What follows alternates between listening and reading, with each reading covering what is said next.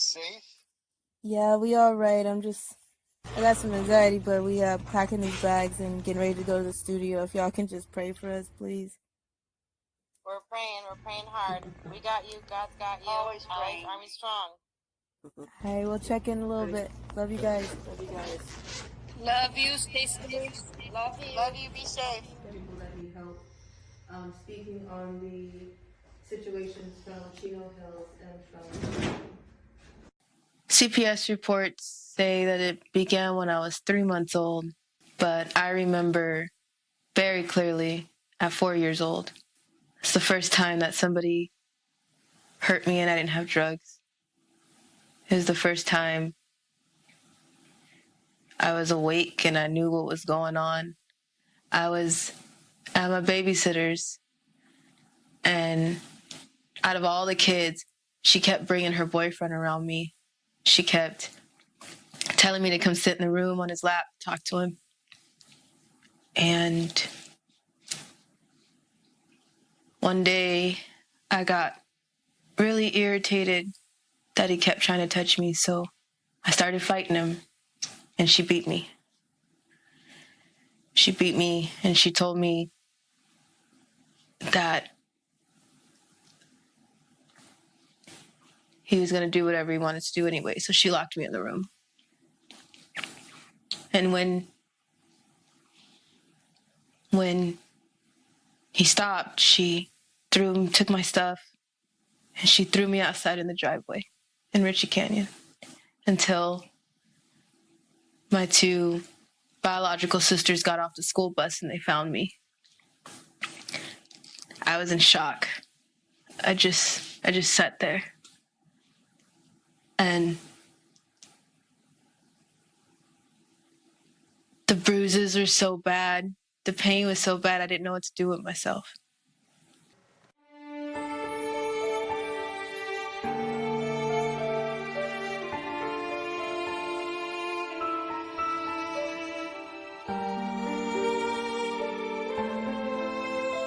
When I was 18 or 19 years old, I started trying to look for answers. I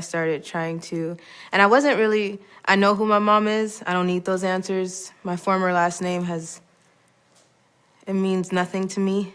I don't want anything from it. I never have and I never will. I couldn't wait to get rid of the name. But when I turned 18, 19, I started trying to still fill in those holes to my life that I'm still missing. And I tried to go back to the hospital, St. Bernardine's, California. I tried to go back and get some type of history. I started talking to my babysitter. It was a weird situation because she was placed in my life as someone that I started talking to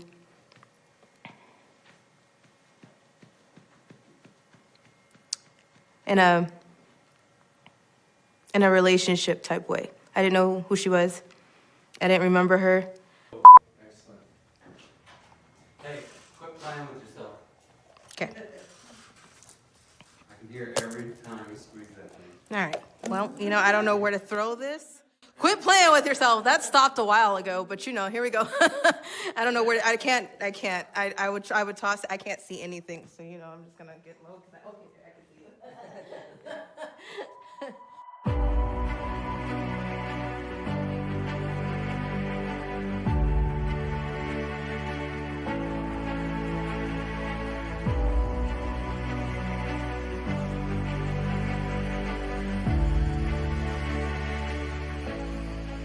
When I went over to her house, I eventually found out things started coming back. We talked, we fought, and she told me that I didn't understand what was going on, that there were many answers that I was missing, which already there's many holes to my story, to the things that I know myself. I stopped looking for those answers when I was adopted, and I don't need those answers, but I tried to look anyways. I went back to St. Bernardine's Hospital. I started looking for answers, and I didn't know what I was looking for. I didn't know if I wanted that answer. I have my mom, and I know who my mother is. Shelly Carter, I know who my mother is, but I just wanted answers. And she kept telling me she would give them to me, and she lied once again.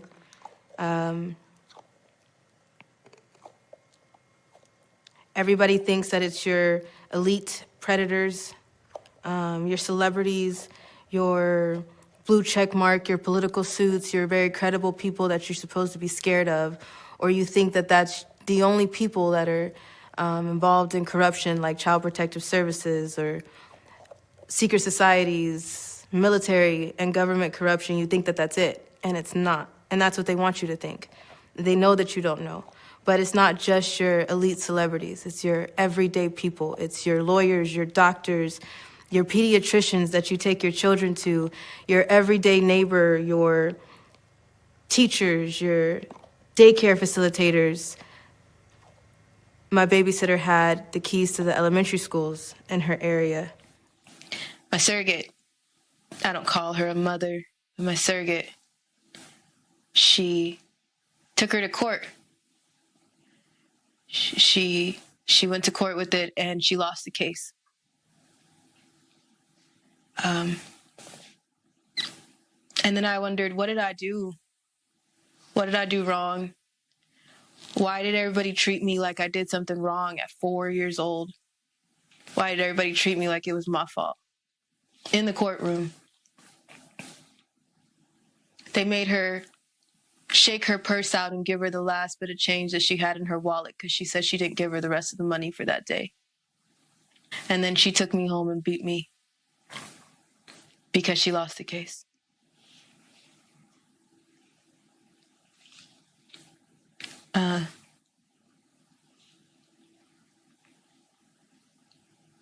Everything became something that was normal since that day. That day never leaves me. And ever since that day, I thought everything that was going on was something that had to happen and something I did. So I stayed quiet until I was about 12. And then every boyfriend, every piece of authority, everyone that she brought in my life, she kept telling me she didn't get enough money from me. She got government money for the rest of her kids. She stole Social Security cards. She was very well invested with the Panthers until they left her alone for a little bit. Until she had to figure out the money and then come by herself. So bootleg movies, fake IDs, drugs is what she did. But she always said she never got enough money from me. So, and at 12 years old, she started dating the chief of police.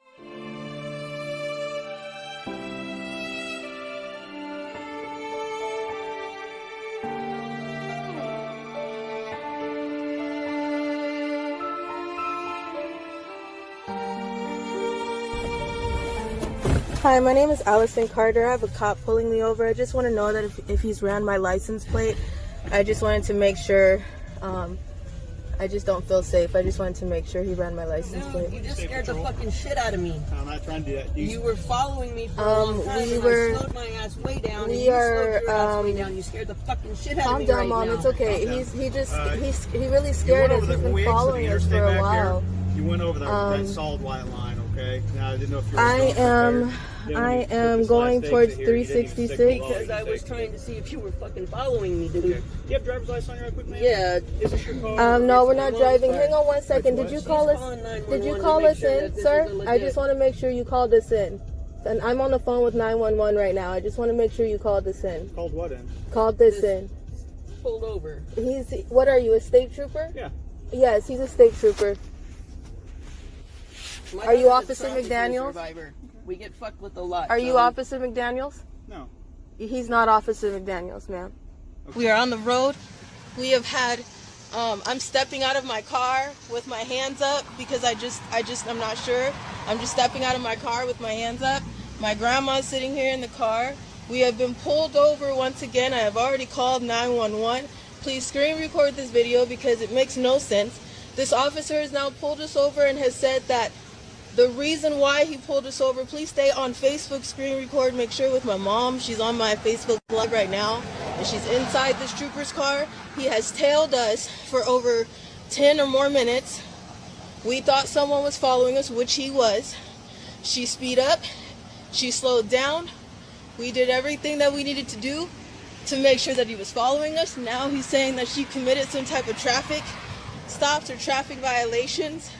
Now he's saying that she's drunk.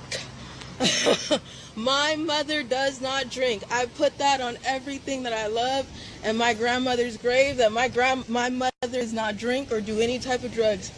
So he's going to run his test or say that he's on doing a sobriety test or whatever. I'm just done with this. I've already called 911 and checked with Highway Patrol. They said that he did not call it into state, but he did call it into Highway Patrol a few minutes ago into the car. Are you a cock blogger? I'm not gonna let you walk up next to him. No. Not. You guys are asswads.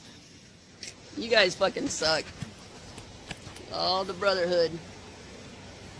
Can you grab me a soda while you're back there? You're really harassing me because first you're gonna a violation, and then I'm a drunk driver, and then now you're getting me on drugs and shit, and you're upset because I didn't pull over immediately off the off ramp.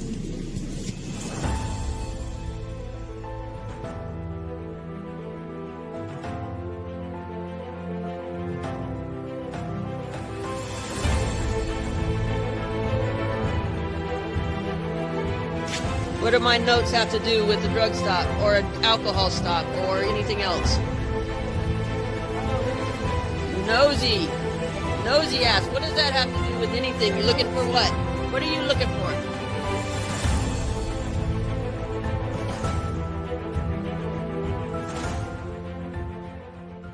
A lot of you saw the video where the police pulled us over the first time. It was late at night. We turned the live cameras on, and then you saw us get really belligerent with the police. They searched our car. They pulled everything out. What you don't understand is there's so many more things that go on for survivors. Weeks prior to that, one of Allie's handlers had bought onto her contract. That means that they paid money for each one of those police officers to pull us over the way they did. And I already knew that your police officers are not all good and they're not all bad, but there are some that have sworn to the Freemason Brotherhood, and they're very corrupt. Like all the secret societies, they do what they're told to do. When you saw Allie getting very belligerent with the police officer, it's because the police officer was looking at the phone. One of the people that help us stay out of the way was calling, and we didn't want him to see who was calling because we were afraid that he would harass her. So it was actually Allie's alter, Maddie, that was getting very belligerent. Most of you don't understand how things work for survivors. There's just a lot to it. When they paid to gang stalk her in that way, the purpose of it was to stress her out to the point where she split. That night, when you watched us on the live being pulled over, that was enough stress for Allie to split, and that was the goal of the gang stalking. What does it mean to split? For survivors, for MK Ultra, they start splitting the psyche when they're infants, and it's called trauma-based mind control. And they introduce trauma into the children, usually the infants. Sometimes they do it while they're in the womb. They can shock them in the womb. They can, there's survivors that I know that were raped as they were being born breech. They raped them half in the canal and half out of the canal to cause a split, to cause enough trauma for their blood pressure and their heartbeat to raise so high from the fear and from the pain that their psyche will split. They're looking for that split because they can program that part to be a slave. Your black slavery was more of a physical slavery. They were physically bound to where they were. They couldn't leave. They were physically in slavery. MK Ultra slavery is a slavery of your mind. You have no control over your mind anymore. Somebody else is able to control that. Somebody else is able to say codes, passwords, triggers, and pull up whichever altar they want to do whatever task they want. So it is the most evil form of slavery that you can imagine.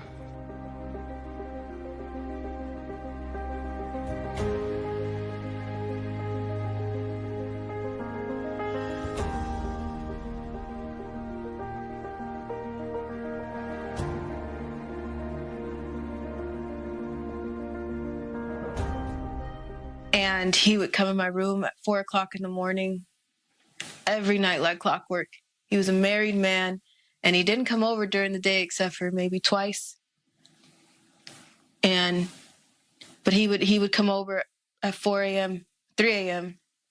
to have sex with her, and then she would go get in the shower. And then he'd come to my room. And there was only a few times where I was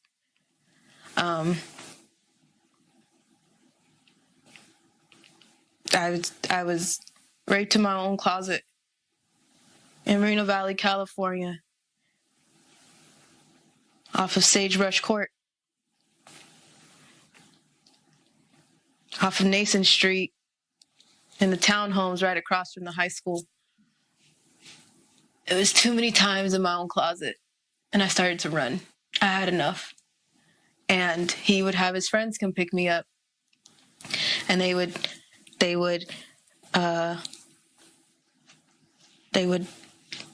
take me over on Marino Beach Drive, right in front of the car dealerships. They would have their way, and then they would take me back home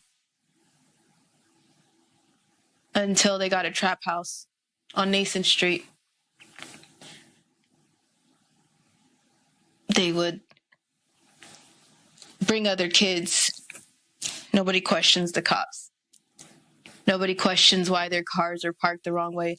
Nobody questions what they're doing. Everybody thinks that if the cops are sitting in a weird spot in the middle of a deserted field, then somebody did something wrong, and they were probably trying to catch them. And no, that's not true.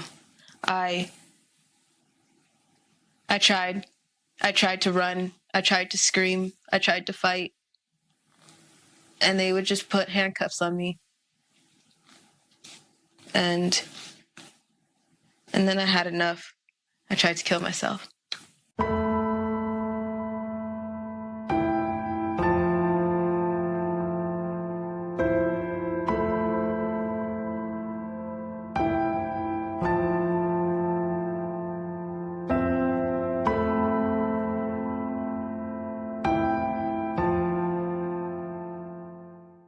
Well, my career in law enforcement, I actually joined the Brotherhood of Freemasons. Okay. Blue Yeah, how'd you Lodge. get into that? How'd you get into that? Man, you know, a lot of cops are involved with that. Really? Oh yeah, it is. It's a thing that I'm not saying you must do, but 95% of them do. One of my supervisors, he was a lieutenant. Pretty much came up to me and asked me, "Hey, you want to join a club?" And I'm like, "What kind of club is it?" You know what I mean? Right. Well, it's a Freemasons. I did my background, you know, on them and did my research. And Sworn to secrecy. yeah, you sworn never to divulge any information, but to always protect and help your fellow brother. That's it. But see, if you start exposing them, they'll go after you. They'll go after your family. They'll try to kill you because the government is part of it. It's not only civilians. The government is in cahoots with these people. Right, right. And in there's sectors throughout the whole country that's split apart. I don't know if it's northeast, south, and west, but they have witches that are in charge of these sectors and warlocks that are in charge of these sectors, and they pretty much monitor the satanic. You know, I'm going to use the satanic. Members. And a lot of them are politicians heavily involved in witchcraft, and they have to do certain rituals and certain things in order for them to gain favor with the Rothschilds, and then they send orders of doing things for that family. Wow. You know, they give them orders, and with those orders money comes with it. Exactly. They're all demons. They're all demon possessed. They're vessels. They're fleshly vessels that are compartmentalized. They're like shattered. They shatter their brains, and it's just like MK Ultra, right? They use MK Ultra to break the minds of people, and then they mold them the way that they want them to go. Wow. You know what I mean? Or satanic ritual abuse. That all comes together with the Freemasons.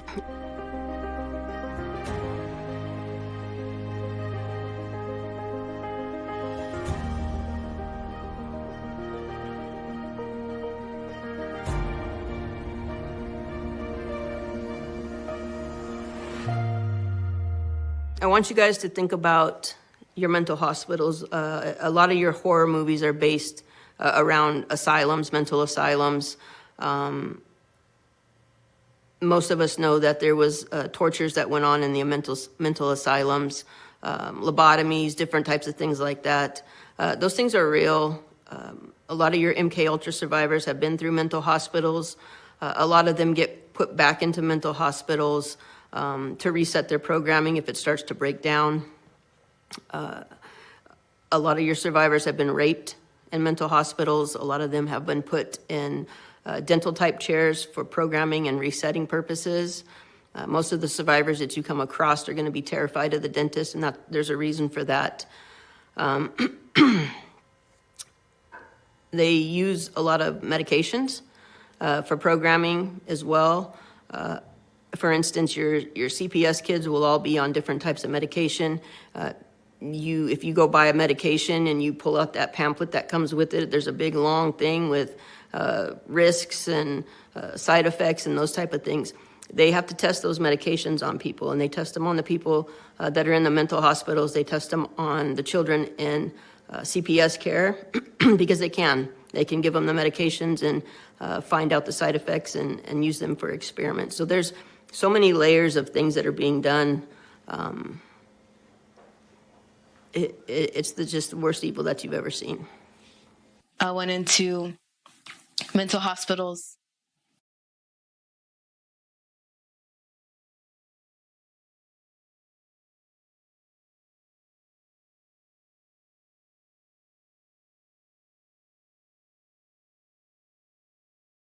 I was in solitary confinement because I fought back so hard, because I started seeing the corruptness in the mental hospitals. And that became my fault too. She was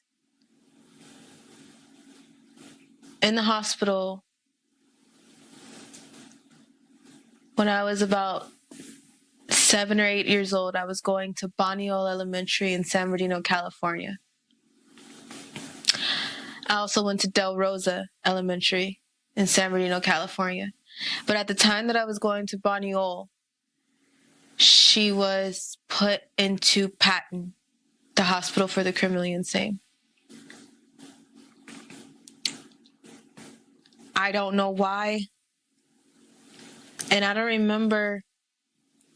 I remember some of it, but I don't remember a lot of it. But I had to go on visitation to Patton. Boniol Elementary sits on the same street, right next door, pretty much, to Patton Hospital. And I would have to go visit her. And when I visited her, weird things happened. They would put me on a table and play that clown game with me. You know how you try to stab your hands and not miss with a knife? They would put me on a table and they would put food around me and they would stab at me. And I remember that. I was 15 in the 10th grade.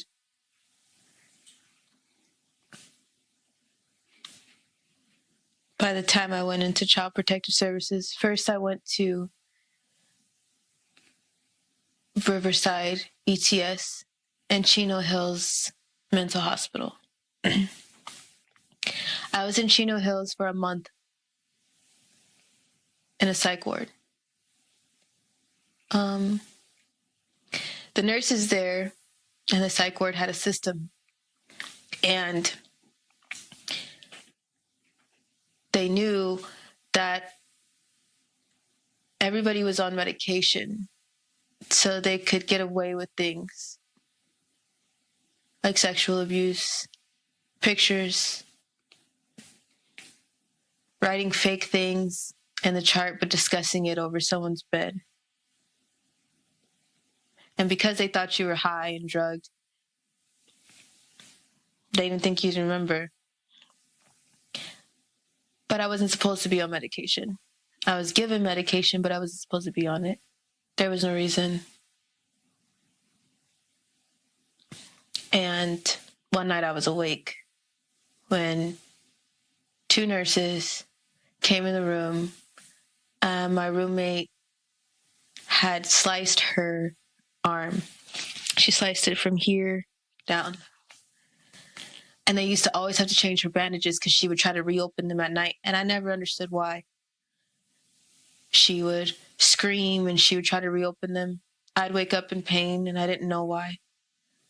And then one day I didn't take my medicine.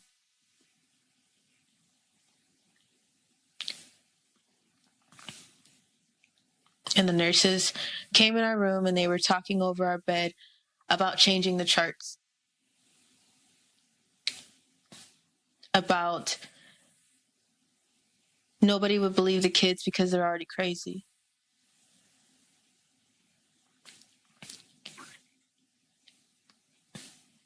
They took pictures after they took her clothes off. And when they came to my bed, I started fighting. They threw me in solitary confinement for a week.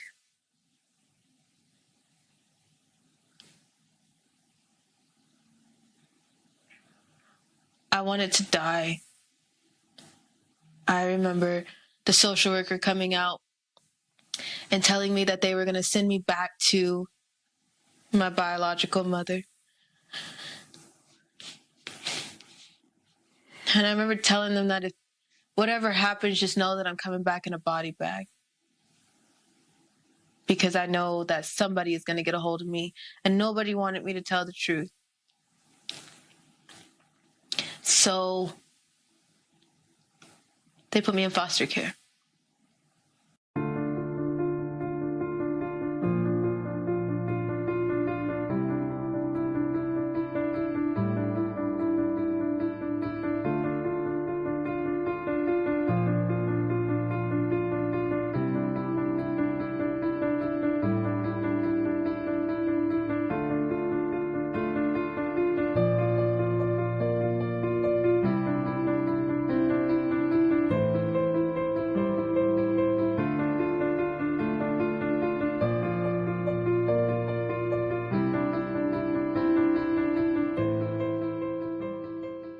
When Allie was put in foster care, I was advocating for her, and I was reporting back, and I was writing reports and turning in reports to CPS based on the abuse that she was telling me that she was experiencing while in foster care.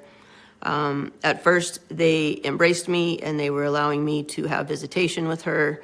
When I started making too many waves, they turned everything back on me. They filed a court order that said I was a predator to Allie, and they were telling me I was not allowed to have contact with her because they were trying to silence things, and they were using that as a means to scare me. CPS was in charge of Allie at that time. She was their responsibility. If they filed a court order that I was a predator or was harming her, they should have pressed charges, and they should have followed up on that, and they never did. Shortly after that, Allie went missing from CPS care. She was AWOL for over a year. After that year was up, they placed her with me. They said I was a good home and a good fit for her, and they allowed her to be placed in my home. Those are two opposite things in a very short time, but they do that to a lot of parents. That's a tactic they use to silence people, to keep control of the situation, to get people to look the other way. CPS is very corrupt, and it needs to be defunded. It's very evil what they do. They can remove children from any of your homes for any reason. It's irrelevant whether you're a good parent or a bad parent. If CPS wants to traffic your kid, they can come in and take your kid, and you really won't have a leg to stand on. CPS has no checks and balances. They don't have any oversight. The ombudsman of your state is supposed to be the checks and balances, but the ombudsman's usually corrupt as well. There's nobody that CPS answers to. They work with the Freemason Brotherhood police. When they come to your door, they can take your kid, and they'll usually bring the police with them to do it. They work with corrupt judges that are also Freemasons. When I was fighting for Allie when she was in CPS care, I went to the ombudsman for help. The ombudsman took our information. We met face to face in Riverside, California. When the ombudsman went back to Sacramento, where she was from, told me to message her within a week. I did message her within a week, and I didn't get a response. Shortly after that, I tried calling, and she had retired. That's just how things work in a corrupt system. A social worker from the county came out and opened a case for Allie. The social workers had changed a couple times while she was at the shelter. At one point, a new social worker came. In social work, they will dispatch somebody to come out and initially assess the kid and take the paperwork, take the report. That's their job. When that part's done, then they hand that off to another social worker. So a new social worker will come out after that. There's a really high turnover rate of social workers for kids. They change frequently. So the second social worker came out. By this time, Allie had a pretty thick folder. They had information. I don't know where they got that information.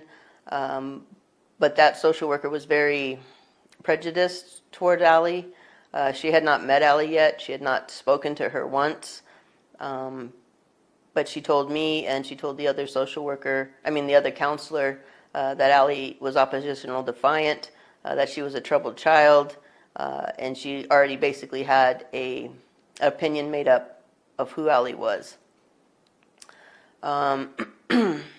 We went back and forth with CPS. When Allie left the runaway shelter, she was placed in a mental hospital. After that, she was placed in a foster home.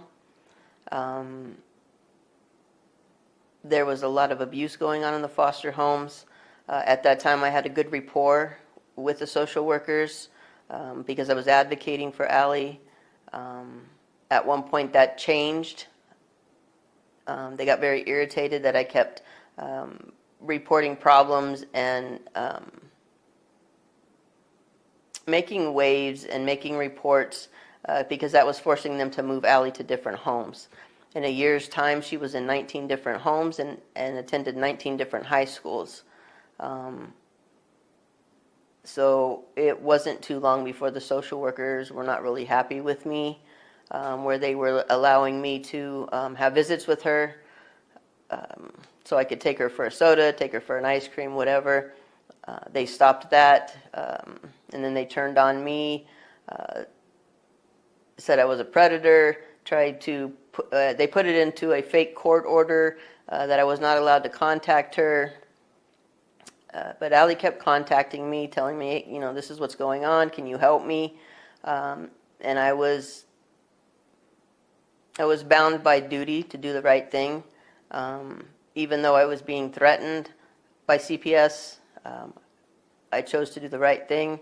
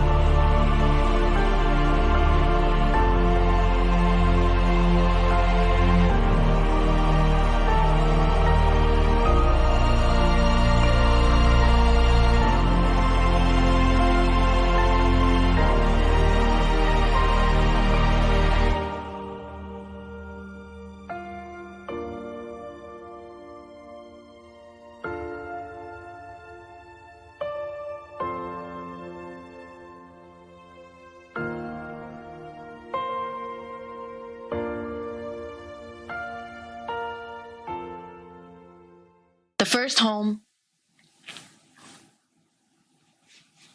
I thought everything was going to be fine. I lived in a home in Fontana, California. And I lived with a 16-year-old boy, a mom, and a baby that was no more than a year or two old. 2 foster sisters. And my 2 foster sisters ended up leaving. But one of them was having sex with the foster brother before she left. So when she left, I was the only one there. He started coming in my room. I called my mentor. I told her the truth. They moved me from that home. And from there, I lost count of how many foster homes and group homes I've been in. I went to 19 high schools in 1 year. Never stayed anywhere longer than 2 weeks. Never stayed anywhere longer than a month. My social workers knew what was happening, but instead of wanting to make an extra report or having to make an extra report, they just kept moving me. They wanted to collect the check because I was a high-risk kid. I was a high-risk kid for court. I was a high-risk kid for foster homes, and eventually I ended up in group homes. I went from level 5, which is basically like a foster home, to level 14, which is lockdown. You can't stand up or sit down without asking for permission. You can't go to the bathroom unless you ask for permission. You can't leave your room, and you have medicine that you have to take no matter what.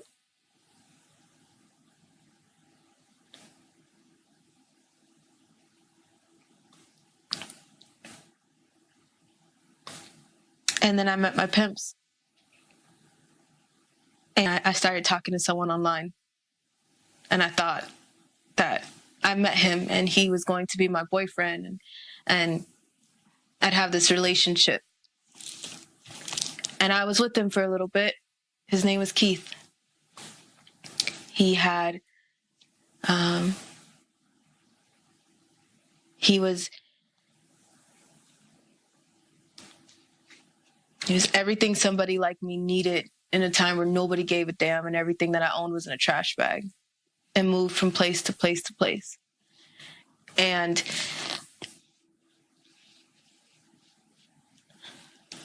he made me fake IDs. We met at the Stringers Bar in San Bernardino, California. From there, I thought it was okay. And we spent maybe only a couple weeks together before one day I got nosy and I went into his wallet because something wasn't sitting right. And I knew he made fake IDs and I just wanted to check what else was really going on. And I found too many IDs of different last names from Keith Karvatsky, Keith Turner, Keith Harrison. And he found me looking through his stuff and he beat the hell out of me. He cracked my ribs. He put me in the hospital. And he told me that you're mine now. You're my property. You don't tell anybody else. And I did it. I did what he said.